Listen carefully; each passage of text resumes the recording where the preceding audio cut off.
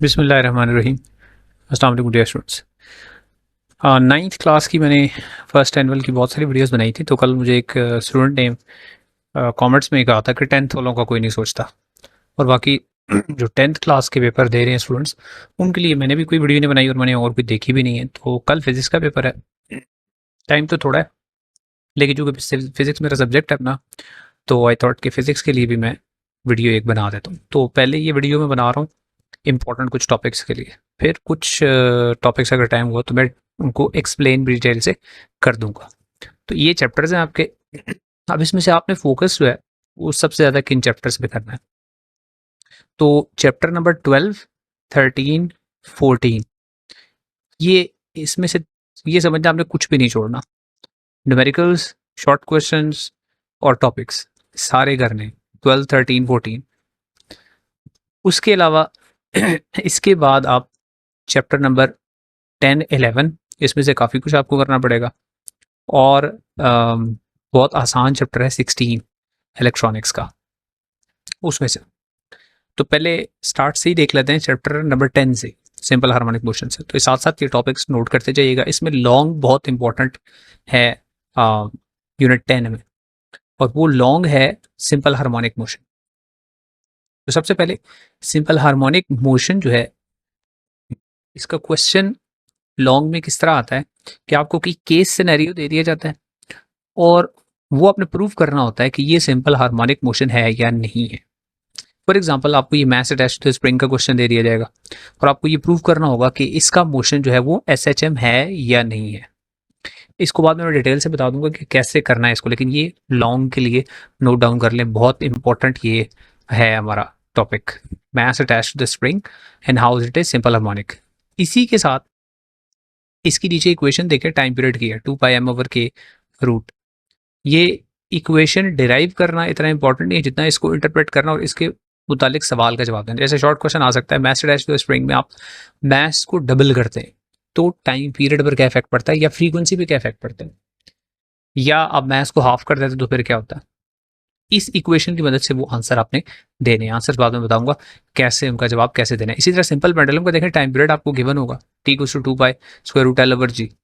अब ये जो टाइम पीरियड है, इसका फार्मूला या फ्रीक्वेंसी का फार्मूला में आपको ये कहा जा सकता है लेंथ को डबल कर दें, लेंथ को हाफ कर दें, तो टाइम पीरियड पर या फ्रीक्वेंसी पर क्या असर पड़ता है। ये क्वेश्चन शॉर्ट में बहुत इंपॉर्टेंट क्वेश्चन है।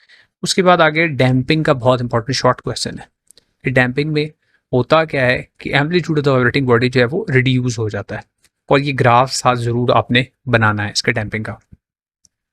फिर वेव्स की टाइप्स, वेव्स की टाइप्स ऑन द बेसिस के मीडियम चाहिए या नहीं चाहिए उनको, और वेव्स की टाइप आगे ट्रांसवर्स और लॉन्गिट्यूडल, इनकी सिर्फ डेफिनेशन और एक एक एग्जांपल साथ आपने याद करनी है। नेक्स्ट उसके बाद ये v = f λ की इक्वेशन है, इसको प्रूव करना, हाउ v = f λ। इस चैप्टर में ये आई थिंक काफ़ी होगा। उसके बाद नेक्स्ट चैप्टर है साउंड का चैप्टर। साउंड के चैप्टर में सीधा आप चले जाएं कैरेक्टरिस्टिक्स ऑफ साउंड पे। कैरेक्टरिस्टिक्स ऑफ साउंड में दो कैरेक्टरिस्टिक्स जिनका डिफरेंस अक्सर पेपर में आता है, और वो है pitch and frequency, pitch and loudness, intensity, pitch, loudness, ये तीनों चीज़ें। अब इनका डिफरेंस देखें, जैसे लाउडनेस और पिच का डिफरेंस है, तो कान कैसे परसीव करता है आवाज़ को, दैट इज कॉल्ड लाउडनेस। और लाउडनेस याद रखना कि ये डिपेंड करता है energy received by the years, और फ्रीक्वेंसी में तब्दीली से इसका कोई फ़र्क नहीं पड़ता। तो पिच में आपने वही इसके पॉइंट्स इसके ऑपोजिट लिख देने हैं। इसके बाद है इसकी एक इक्वेशन है, वो है ये लॉग इंटेंसिटी लेवल की जो इक्वेशन है 10 log I/I0। इसकी डेरिवेशन बहुत इंपॉर्टेंट है पेपर के लिहाज से, ये भी मैं बाद में कल की वीडियो में करवा दूंगा, अभी सिर्फ इंपॉर्टेंट टॉपिक्स बता।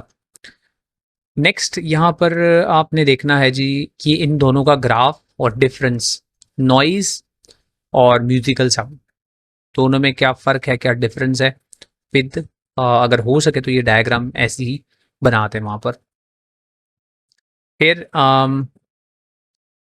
न्यूमेरिकल, एको के न्यूमेरिकल इंपॉर्टेंट है। एको के क्यों इंपॉर्टेंट है, सिर्फ इसमें आपने जो डिस्टेंस लेना होता है वो 2 टाइम्स जो गिवन डिस्टेंस है वो लेना होता है। ये बस स्टूडेंट्स को याद नहीं रहता इसलिए।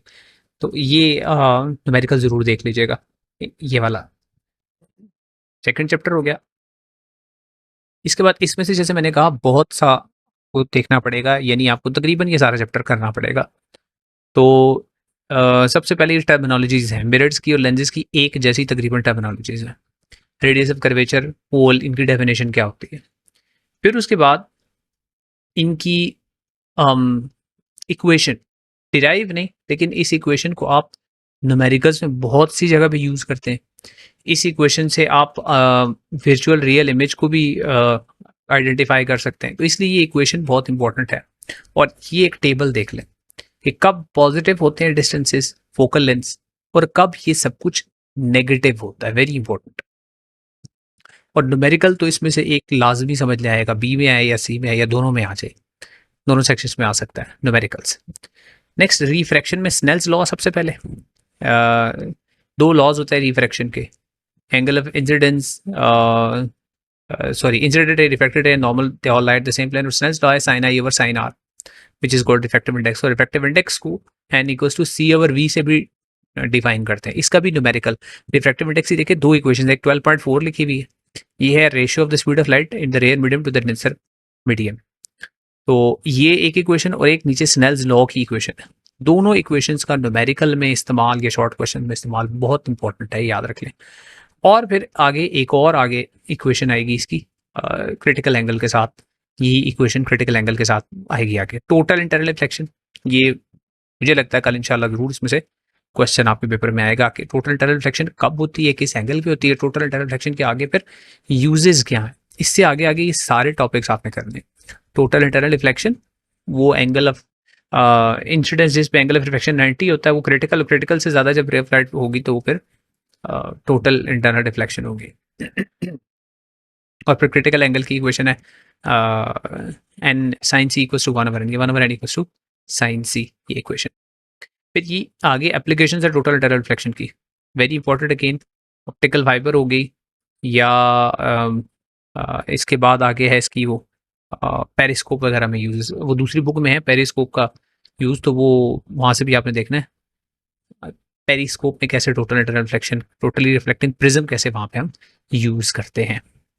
लेंस, इसके बाद लेंस के भी हम जो यूजेस वगैरह है उस पर जाएंगे। लेंस की इक्वेशन तकरीबन वही है जो है मिरर की इक्वेशन, कोई खास फर्क नहीं है।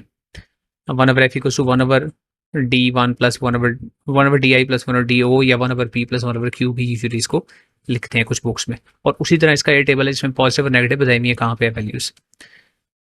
और एप्लीकेशंस में लेंसेज की एप्लीकेशंस में इधर आगे आप जाएंगे तो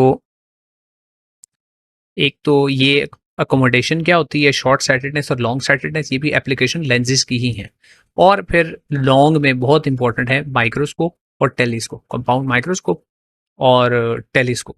ये अगर आपने पहले की हुई है तो इनको रिवाइज ज़रूर करना है। मैग्निफिकेशन क्या होती है, इसमें डिफाइन मैग्निफिकेशन कैसे करेंगे, और रिजॉल्विंग पावर और मैग्निफिकेशन में डिफरेंस क्या होता है।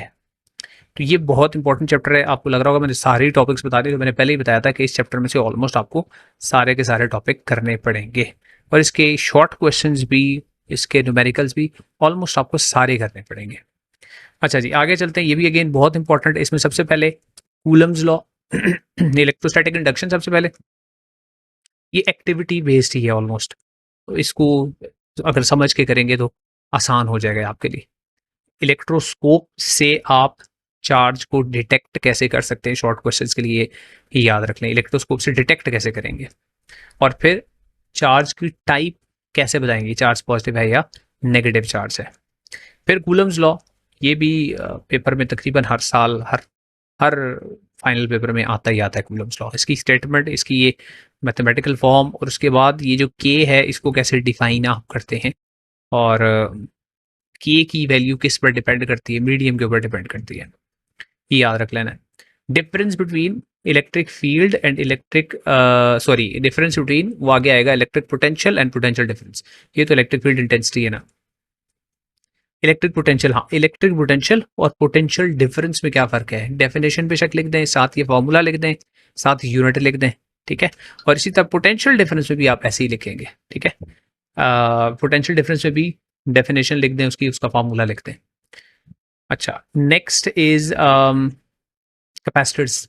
ये तो हमें सर जब हम पढ़ते थे हम कहते थे कि फाइनल पेपर में इसके साथ का क्वेश्चन आएगा, वो तब भी आया था और आज भी इसमें से मैं आपको बता रहा हूँ कि इंशाल्लाह कैपेसिटर या रजिस्टर में से न्यूमेरिकल और थ्योरेटिकल दोनों में से एक या बाजू का दोनों ही क्वेश्चन आ जाते हैं। यानी एक आपको पार्ट ए में आ जाता है how are they connected, characteristics हैं, और फिर साथ ही न्यूमेरिकल भी दे देते हैं। तो कैपेसिटर को सीरीज में कैसे कनेक्ट करेंगे, जैसे ये प्रॉपर्टीज़ क्या हैं उसकी, और पैरेलल में कनेक्ट करेंगे तो प्रॉपर्टीज़ क्या हैं, और साथ ही न्यूमेरिकल्स बेशक एग्जाम्पल में से कर लें, बेशक जो फाइनल जो चैप्टर के एंड में न्यूमेरिकल है वहाँ से कर लें आप। सीरीज पैरेलल दोनों के कैरेक्टरिस्टिक्स ये ज़रूर करने हैं विद न्यूमेरिकल्स। नेक्स्ट अगेन बहुत इंपॉर्टेंट चैप्टर है करंट इलेक्ट्रिसिटी। करंट इलेक्ट्रिसिटी में सबसे पहले ओम्स लॉ, ओम्स लॉ को डिफाइन करने से पहले आपने देख लेना है पोटेंशियल डिफरेंस और ईएमएफ, इनमें फ़र्क क्या है, दोनों में डिफरेंस है, ठीक है। पोटेंशियल डिफरेंस और ईएमएफ, ईएमएफ हमेशा पोटेंशियल डिफरेंस से ज़्यादा होती है। ईएमएफ वो फोर्स है, वो एनर्जी है, सॉरी फोर्स नहीं, वो एनर्जी है जो कि एक चार्ज को बैटरी सप्लाई करती है पूरे सर्किट में मूव करने के लिए। और पोटेंशियल डिफरेंस वो एनर्जी रिक्वायर्ड है कोई से दो टर्मिनल्स के दरमियान जब चार्ज मूव करता है तो उसको जो एनर्जी रिक्वायर्ड है वो होती है। फिर ओम्स लॉ और ओमिक नॉन ओमिक कंडक्टर, ये कल पेपर में इंशाल्लाह ज़रूर आएगा। ओमिक कंडक्टर्स का ग्राफ कैसा होता है, नॉन ओमिक कंडक्टर्स का ग्राफ कैसा होता है, थर्मिस्टर डायोड दोनों की एग्जाम्पल के तौर पे जरूर ग्राफ देख लेने हैं। क्या मतलब है यहाँ पर, बल्ब का देखें ग्राफ किस तरफ कर्व कर रहा है, और थर्मिस्टर का देखें और डायोड का कर्व किस तरफ कर रहा है। तो बल्ब में बेसिकली क्या हो रहा है, बल्ब में करंट कम हो रहा है, ठीक है। करंट कम हो रहा है तो r equal to v over i है, ठीक है। तो रेजिस्टेंस बढ़ रही है, तो यहाँ पे करंट ज़्यादा हो रहा है, यहाँ रेजिस्टेंस थर्मिस्टर में कम हो रही है। तो ये इनवर्स रिलेशनशिप है, लेकिन दोनों में डिफरेंट किस्म का इनवर्स रिलेशनशिप है, याद रखिएगा। उसके बाद factors affecting resistance, very important, और इसके साथ ही होगा स्पेसिफिक रेजिस्टेंस का टॉपिक भी। फिर कॉम्बिनेशन तो बता चुकूँ, कैपेसिटर के कॉम्बिनेशन, रेजिस्टर के कॉम्बिनेशन एक ही तरह लगाने का दोनों का तरीका है, लेकिन कैपेसिटर में और रेजिस्टर में इक्वेशन में थोड़ा सा फर्क है। जब रेजिस्टर सीरीज में होंगे तो equivalent resistance R1 plus R2 plus R3 होगी, कैपेसिटर सीरीज में होंगे तो 1/C1 प्लस 1/C2 होगा। वो डिफरेंस देख लीजिएगा दोनों का, सीरीज पैरेलल में कॉम्बिनेशन इनके ये जरूर देखनी। और ये electrical energy and joules law ये भी जरूर करना है, इसकी पूरी ये डेरिवेशन और इससे रिलेटेड न्यूमेरिकल भी। और इसी के साथ आगे आता है कि न्यूमेरिकल्स में सॉरी ऑब्जेक्टिव में अक्सर आता है एमसीक्यू में, ये जो किलो वाट आर है ये यूनिट किसका है, इलेक्ट्रिकल पावर के साथ ही होता है किलो वाट आर। तो किलो वाट आर जो है, वाट का लफ्ज हम देख के कहते हैं कि ये पावर का यूनिट है, लेकिन ये पावर का यूनिट नहीं है। किलो वाट आर एनर्जी का यूनिट है, और 1 किलो वाट आर 3.6 × 10⁻6 जूल्स के इक्वल है। ये इसका छोटा सा प्रूफ लिखा हुआ है, ये प्रूफ साथ लाजमी कर लेना शॉर्ट क्वेश्चन के लिए। अच्छा जी, इलेक्ट्रिकल मेजरिंग इंस्ट्रूमेंट, अब कौन सा इंस्ट्रूमेंट वोल्टेज को मेजर करता है, वोल्टमीटर, और कौन सा इंस्ट्रूमेंट करंट को मेजर करता है, एमीटर। अब एमीटर हमेशा लगता है सीरीज में और वोल्टमीटर हमेशा लगता है पैरेलल में, ठीक है, ये याद रख लीजिएगा। फिर उसके बाद काफ़ी है इस चैप्टर में से।